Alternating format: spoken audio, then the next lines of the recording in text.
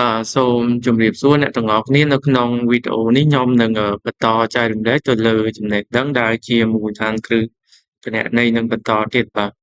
អូខេអញ្ចឹងមុននឹងបន្តសូមអ្នកនរគ្នាជួយចុច Subscribe និងដាក់សញ្ញាកណ្ដឹងដើម្បីទទួលបានវីដេអូថ្មីៗបន្តទៀតបាទសម្រាប់វីដេអូនេះខ្ញុំនឹងបន្តចែករំលែកអ្នកនរគ្នាទាក់ទិនជាមួយនឹងសម័យកាលគណនេយ្យបាទដែលភាសាអង់គ្លេសហ្នឹងគឺ Accounting Equation បាទចឹងជាធម្មតានៅក្នុងមុខវិជ្ជាគណនេយ្យឬក៏ជំនាញគណនេយ្យហ្នឹងគឺគេមានជាសម័យកាលគណនេយ្យហ្នឹងដើម្បីធ្វើការទៀងទាត់ឬក៏បញ្ជាក់ទៅលើការរៀបចំនៃរបាយការណ៍ហិរញ្ញវត្ថុរបស់ក្រុមហ៊ុនទៅលើ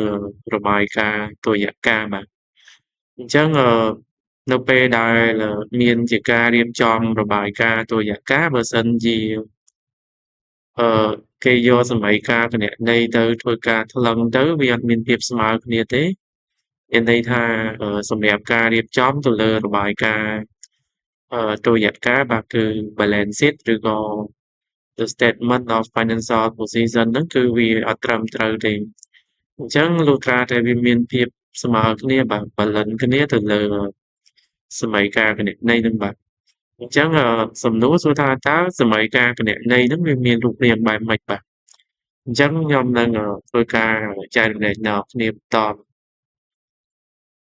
អញ្ចឹងជាធម្មតានៅក្នុងអាជីវកម្មមួយគេមានជាគោលការណ៍ពីរសំខាន់បាទអញ្ចឹងសម្រាប់គោលការណ៍ទី1គឺទាក់ទិនជាមួយនឹងធនធានរបស់ក្រុមហ៊ុនបាទអញ្ចឹងជាធម្មតានៅពេលដែលក្រុមហ៊ុនគេមានអាជីវកម្មគេតែងតែមានជាធនធានដែលគេយកធនធានទាំងអស់ហ្នឹងយកទៅប្រើប្រាស់ដើម្បីអាចផលិតបានជាអត្ថប្រយោជន៍ឬក៏ចំណូលផ្សេងៗបាទហើយសម្រាប់គោលការណ៍ទី2ហ្នឹងគឺទាក់ទិនជាមួយនឹងទឹកប្រាក់ដែលក្រុមហ៊ុនជំពាក់បាទអញ្ចឹងសម្រាប់គោលការណ៍ទី2នេះគឺសំដៅដល់ទឹកប្រាក់ដែលក្រុមហ៊ុនហ្នឹងជំពាក់បាទអញ្ចឹងជាធម្មតាទាក់ទិនជាមួយនឹងក្រុមហ៊ុនតែងតែមានការជំពាក់ទាក់ទិនជាមួយនឹងការធ្វើអាជីវកម្មឯងអញ្ចឹងនៅក្នុងអាជីវកម្មមួយគឺគេមានគោលការណ៍ពីរហ្នឹងសំខាន់បាទអញ្ចឹងសម្រាប់គោលការណ៍ទី1នេះគឺទាក់ទិនជាមួយនឹងធនធានរបស់ក្រុមហ៊ុននេះគឺសំដៅដល់ទ្រព្យសកម្មរបស់ក្រុមហ៊ុនបាទគឺសំដៅដល់asset បាទទ្រព្យសកម្មគឺជាធនធានដែលក្រុមហ៊ុនហ្នឹងយកវាទៅប្រើប្រាស់ក្នុងការផលិតជាអត្ថប្រយោជន៍ឲ្យក្រុមហ៊ុនហ្នឹងបាទហើយសម្រាប់ទឹកប្រាក់ដែលក្រុមហ៊ុនជំពាក់នេះគឺនៅក្នុងហ្នឹងគឺសំដៅទៅដល់liability ហើយមួយទៀតហ្នឹងគឺ equity បាទអញ្ចឹងសម្រាប់ទឹកប្រាក់ដែលក្រុមហ៊ុនជំពាក់ទី1គឺជាទឹកប្រាក់ដែលជំពាក់ទៅលើម្ចាស់បំណុលបាទដែលយើងចាត់វាជា liability របស់ក្រុមហ៊ុនហើយមួយចំណែកទៀត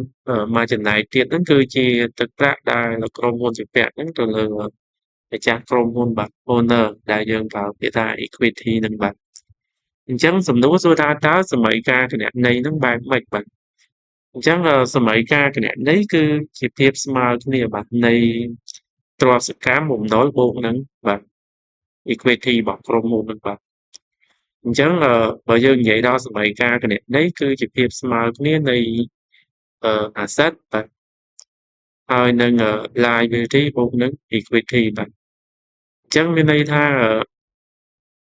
ធនធានរបស់ក្រុមហ៊ុនហ្នឹងត្រូវតែស្មើគ្នាជាមួយនឹងទឹកប្រាក់ដែលក្រុមហ៊ុនជំពាក់ហ្នឹងបាទអញ្ចឹងបើយើងនិយាយដល់ធនធានរបស់ក្រុមហ៊ុនសំដៅដល់សិទ្ធិបាទទ្រព្យសកម្មរបស់ក្រុមហ៊ុនហើយទឹកប្រាក់ដែលក្រុមហ៊ុនជំពាក់ហ្នឹងយើងផ្ដោតទៅលើបំណុលហើយនិង equity របស់ក្រុមហ៊ុនហ្នឹងបាទអញ្ចឹងដោយអ្នកនរគ្នាឃើញអញ្ចឹងមានន័យថាសិទ្ធិវាអាចជាសាច់ប្រាក់ឬក៏ជាធនធានផ្សេងទៀតដែលវាអាចមានសមត្ថភាពនៅក្នុងការចូលរួមដើម្បីផលិតជាអត្ថប្រយោជន៍សេដ្ឋកិច្ចឬក៏ជាចំណូលផ្សេងៗដែលតាមរយៈការប្រើប្រាស់នៃធនធានទាំងអស់ហ្នឹងបាទហើយសម្រាប់ liability នេះគឺសំដៅដល់ម្ចាស់បំណុលបាទ third party គឺសំដៅដល់ភាគីពាក់ព័ន្ធបាទទន្ទឹមជាមួយនឹង ម្ចាស់បំណុលបាទ liability ហ្នឹងគឺដែលក្រុមហ៊ុនត្រូវមានកាតព្វកិច្ចបាទនៅក្នុងធនធានរបស់ក្រុមហ៊ុន100%ត្រូវយកមកចំណែកហ្នឹងយកមកសងបាទទៅលើម្ចាស់បំណុលបាទហើយមកចំណែកទៀតហ្នឹងគឺជាequity បាទអញ្ចឹងនៅក្នុង asset របស់ក្រុមហ៊ុន100%មកចំណែកគឺជាចំនួនទឹកប្រាក់ដែលយើងត្រូវសងទៅម្ចាស់បំណុលហើយមកចំណែកទៀតវាជាចំនួនទឹកប្រាក់ហ្នឹងដែលក្រុមហ៊ុនហ្នឹងត្រូវគិតទៅឲ្យម្ចាស់ក្រុមហ៊ុនហ្នឹងបាទ owner បាទអញ្ចឹង owner គឺសំដៅដល់ចំណែកនៃ equity ហ្នឹងឯងហើយម្ចាស់បំណុលឬក៏ទាក់ទងជាមួយនឹងភាគីពាក់ព័ន្ធហ្នឹងគឺសំដៅដល់ liability ដែលក្រុមហ៊ុនជាពាក់ហ្នឹងបាទអញ្ចឹងទោះបីជាក្នុងករណីណាក៏ដោយក៏សមីការគណនេយ្យហ្នឹងវានៅតែស្មើគ្នាអញ្ចឹងមានន័យថាធនធានរបស់ក្រុមហ៊ុនត្រូវតែស្មើនឹងទឹកប្រាក់ក្រុមហ៊ុនជាពាក់ហ្នឹងបាទអញ្ចឹងវាត្រូវតែ asset ត្រូវតែស្មើនឹងliability បូកនឹង equity ហ្នឹងគឺវាអាចលំអៀងទេបាទអញ្ចឹងខ្ញុំនឹងបង្ហាញបន្តទាក់ទិនជាមួយនឹងគណនីមួយចំនួនដែលគេចាត់វានៅក្នុងប្រភេទនៃ asset បាទឬក៏បំណុលរួមទាំងទ្រព្យម្ចាស់ហ្នឹងបាទឬក៏ទុនរបស់ equity បាទអញ្ចឹងសម្រាប់asset ទ្រព្យសកម្មនេះគឺនៅក្នុង accounting វាអាចមានជាសាច់ប្រាក់ជាគណនេយ្យអតិថិជនជាពាក់មានជាទំនិញមានជាអចលកម្មមានជាការវិនិយោគហ្នឹងទៅបាទនេះសម្រាប់គណនីដែលគេចំណាត់ថ្នាក់វាស្ថិតនៅក្នុងប្រភេទនៃ asset របស់ក្រុមហ៊ុនបាទហើយសម្រាប់គណនីដែលរាប់បញ្ចូលវាជាប្រភេទនៃliability ជាបំណុលរបស់ក្រុមហ៊ុនវាអាចមានជាaccount payable បាទគណនីដែលយើងជំពាក់អ្នកផ្គត់ផ្គង់loan ទាក់ទិនជាមួយនឹងទឹកប្រាក់កម្ចីបាទខ្ចីពីភាគីណាមួយបាទឬក៏ទាក់ទិនជាមួយនឹង wage ទឹកប្រាក់ដែលយើងជំពាក់ទៅលើប្រាក់ម៉ោងរបស់បុគ្គលិកឬក៏ថាទាក់ទិនមួយទឹកប្រាក់ដែលជំពាក់ទាក់ទិនមួយពន្ធអីចឹងទៅបាទនេះគឺវាសុទ្ធសឹងតែជា liability បាទជារបស់ក្រុមហ៊ុនឯងហើយសម្រាប់equity វិញវាអាចមានជា owner capital បាទទុនដែលគាត់វិនិយោគបើកអាជីវកម្មដំបូងបាទ owner draw ទាក់ទិនជាមួយនឹងម្ចាស់ក្រុមហ៊ុនហ្នឹងគាត់មានការដកសាច់ប្រាក់ឬក៏ធនធានរបស់គាត់យកទៅប្រើប្រាស់ផ្ទាល់ខ្លួនបាទហើយ owner contribution នេះគឺទាក់ទិនមួយowner ហ្នឹងគាត់មានការវិនិយោគទុនបន្ថែមបាទនៅក្នុងអាជីវកម្មរបស់គាត់ហើយចុងក្រោយគេនេះគឺ net profit បាទអញ្ចឹង net profit នេះវាកើតចេញពីលទ្ធផលដែលក្រុមហ៊ុនរកស៊ីនៅក្នុងម៉ាករីបរិច្ឆេទណាមួយជាក់លាក់អាចមួយឆ្នាំឬក៏មួយខែឬក៏មួយត្រីមាសអីចឹងទៅអញ្ចឹងជាធម្មតាដើម្បីរក net profit វាអាចកើតចេញពីអឺចំណាយសងចំណូលឬក៏ចំណូលសងចំណាយហ្នឹងបាទអញ្ចឹងនៅពេលដែលយើងយកចំណាយកាត់ចំណូលចេញទៅបាទយើងនឹងឃើញជាលទ្ធផលចំណេញខាតរបស់ក្រុមហ៊ុនហ្នឹងគឺនឹងត្រូវយកមកបង្ហាញនៅក្នុង equity របស់ក្រុមហ៊ុនហ្នឹងហើយបាទអូខេអញ្ចឹងដើម្បីឲ្យអ្នកនរគ្នាងាយយល់ខ្ញុំសូមផ្ដល់ជាឧទាហរណ៍ខ្លះៗទាក់ទិនជាមួយនឹងសម័យកាលគណនេយ្យហ្នឹងបាទអញ្ចឹងខ្ញុំមានជាឧទាហរណ៍3បាទអញ្ចឹងទី1ទាក់ទិនជាមួយនឹងប្រតិបត្តិការយើងហ្នឹងមាន3ប្រតិបត្តិការដែលទាក់ទិនមួយការវិភាគហ្នឹងបាទអញ្ចឹងសម្រាប់ប្រតិបត្តិការទី1គេនិយាយអំពីការវិនិយោគទុនបាទ$50ជាសាច់ប្រាក់បាទអញ្ចឹងសម្រាប់ការវិនិយោគទុននេះគឺនៅពេលដែលយើងយកទៅធ្វើការវិភាគបាទគឺគេចុះវាជាទុនរបស់ក្រុមហ៊ុនបាទអញ្ចឹងនៅពេលដែលក្រុមហ៊ុនហ្នឹងបាទម្ចាស់ក្រុមហ៊ុនគេវិនិយោគទុននៅក្នុងអាជីវកម្មដំបូង$50ហ្នឹងបាទជាសាច់ប្រាក់ហ្នឹងគេចុះវាជាទុនរបស់ក្រុមហ៊ុនបាទជាប្រភេទនៃ owner capital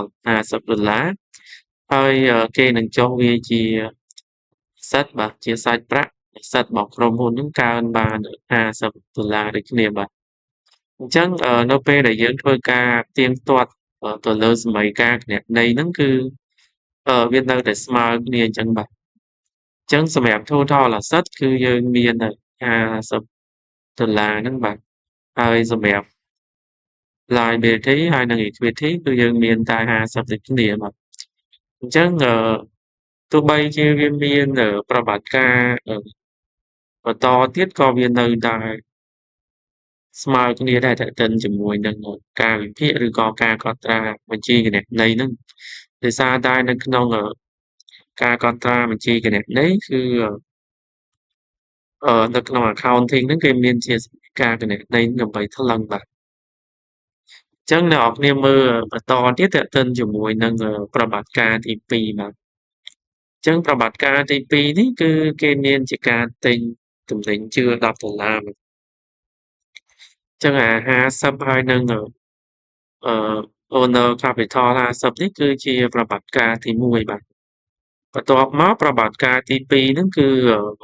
ក្រុមហ៊ុនហ្នឹងបានទិញទំនិញជឿ$10អញ្ចឹងពេលដែលក្រុមហ៊ុនទិញទំនិញជឿវាទាក់ទងជាមួយនឹងបំណុលបាទអញ្ចឹងគេចុះវាជា Account Payable ហ្នឹងបាទជា Account Payable នឹង$10ហើយសម្រាប់ទំនិញក្រុមហ៊ុនហ្នឹងគេចុះវាជា Asset បាទជា Inventory $10បន្ទាប់មកយើងចាប់ផ្ដើមថ្លឹងសម័យកាលហ្នឹងគឺនៅតែស្មើគ្នាអញ្ចឹង Asset យើងគឺវិនិយោគទុនដំបូង50ហើយយើងបានទិញទំនិញពីគេមក10អញ្ចឹងយើងសរុបហ្នឹងគឺ60បាទសម្រាប់បំណុលហើយទុនគឺយើង60ដូចគ្នាដោយសារពីមុនយើងមានការវិនិយោគទុន50ហើយបច្ចុប្បន្នយើងទិញទំនិញជាពាក់គេយើងចុះជាបំណុលហ្នឹងគឺ$10បាទអញ្ចឹងយើងសរុបចូលគ្នាគឺ60ដូចគ្នាបាទ